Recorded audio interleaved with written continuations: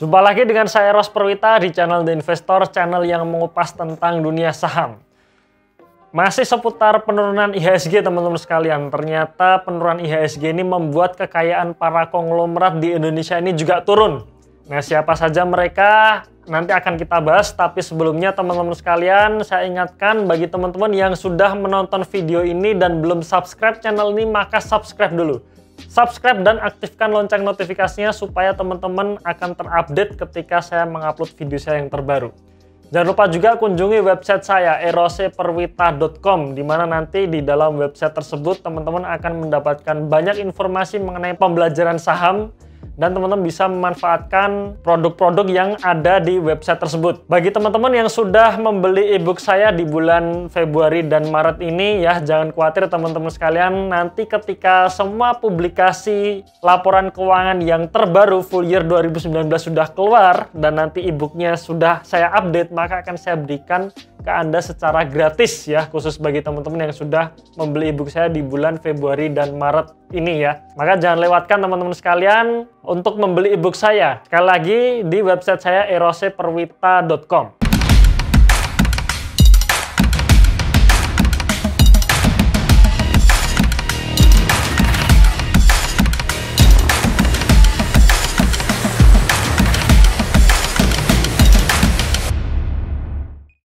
Nah, ini ada beberapa konglomerat yang saya analisa teman-teman ya, bukan saya analisa sih ya, maksudnya saya lihat aja gitu. Saya lihat aja melalui kepemilikan mereka di saham perusahaan tertentu. Nah, siapa saja mereka? Teman-teman bisa lihat di gambar berikut. Yang pertama adalah orang terkaya di Indonesia saat ini, yaitu Robert Budi Hartono dan Michael Bambang Hartono ya. Ini adalah orang terkaya di Indonesia tahun 2019 kemarin, di mana penempatan terbesarnya yaitu pada Bank BCA atau PT Bank BCA, saham dengan kode emiten BBCA. Beliau ini memiliki jumlah saham sekitar 13.545 juta lembar saham di saham BCA dengan porsi kepemilikan 54,94%. Harga saham saat penutupan akhir tahun 2019 kemarin sebesar 33.425 dan pada penutupan tanggal 17 Maret 2020 harga saham BBCA di level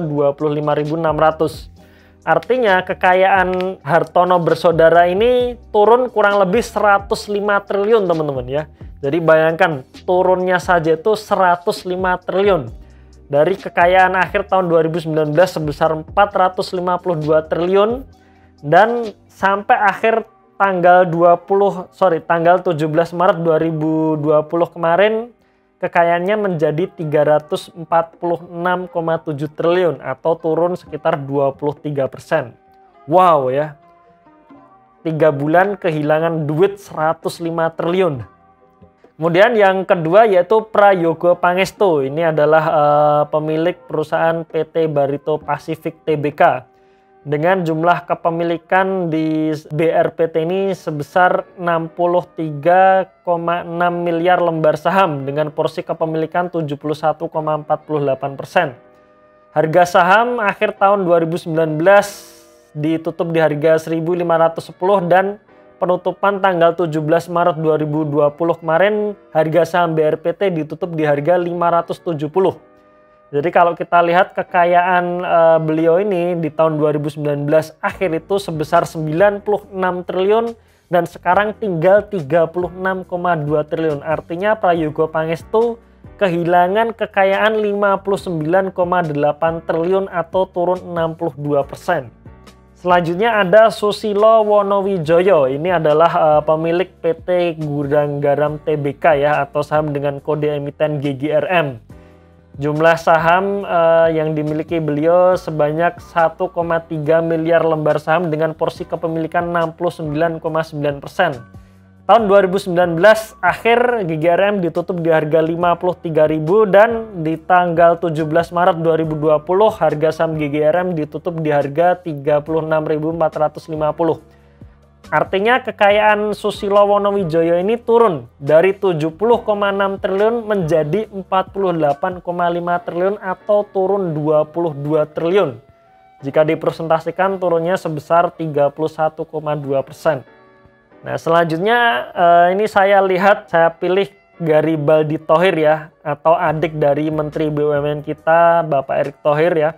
Garibaldi Thohir atau sering disebut dengan Boy Thohir ini pemilik PT Adaro Tbk dengan porsi kepemilikan 6,18%. Ya, jumlah saham yang dimiliki sebanyak 1,9 miliar lembar saham.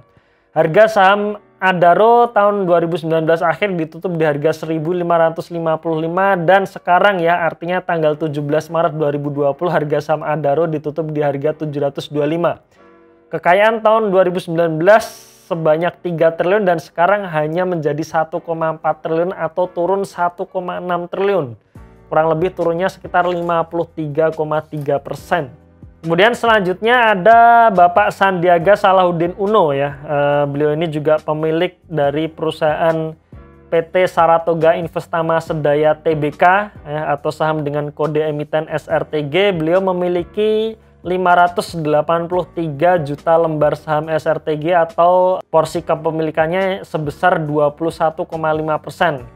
Harga saham SRTG akhir tahun 2019 ditutup di harga 3.620 dan sekarang harga sahamnya menjadi 2.830. Artinya kekayaan Bang Sandi ini turun sebanyak 461 miliar rupiah ya, dari 2,1 triliun menjadi 1,6 triliun atau turun kurang lebih 21,8%. Nah, itu tadi sedikit para konglomerat yang saya lihat kekayaannya menurun teman-teman sekalian ya. Anda bayangkan ya, turunnya sampai di atas 100 triliun. Nah, sekarang pertanyaannya nih, dan ini bisa menjadi hikmah kita juga ya. Kita bisa belajar dari beliau, para pemilik perusahaan-perusahaan nasional ini. Ketika harga saham yang mereka miliki ini turun, bahkan sudah turun sampai 50% dan sudah menghanguskan kekayaannya sampai triliunan sampai ratusan triliun, apakah mereka akan cut loss teman-teman ya? Apakah Budi Hartono ini atau Michael Bambang Hartono ini akan melepas saham BCA dikarenakan harga saham BCA turun? Ataukah Pak Boy Thohir ini akan melepas saham Adaro ketika harga sahamnya turun? Jawabannya pasti enggak kan? Beliau akan tetap hold. Nah, sebenarnya sama juga teman-teman sekalian. Kalau misalkan kita bisa memiliki mindset ya, walaupun kita ini investor recehan ya, tetapi kalau mindset kita seperti beliau-beliau ini ya, ketika terjadi penurunan harga saham ya sudah nggak apa-apa gitu. Karena saya beli saham ini tujuannya ya saya pengen punya bisnisnya ini gitu. Nah, menurut saya ya nggak apa-apa juga gitu teman-teman ya, itu juga bagus. Jangan sampai kita juga ikut panik sell ya, yang mengakibatkan harga sahamnya makin turun lagi ya, harapannya sih nggak seperti itu teman-teman. Oke, mungkin itu sekilas video kali ini teman-teman sekalian ya, semoga video ini bermanfaat. Share jika video ini berasa bermanfaat untuk Anda, jadi supaya teman-teman Anda yang lain juga bisa mengikuti video ini. Jangan lupa kunjungi website saya eroseperwita.com, dapatkan pembelajaran menarik mengenai dunia saham di website saya tersebut. Tunggu video saya selanjutnya dan salam passive income.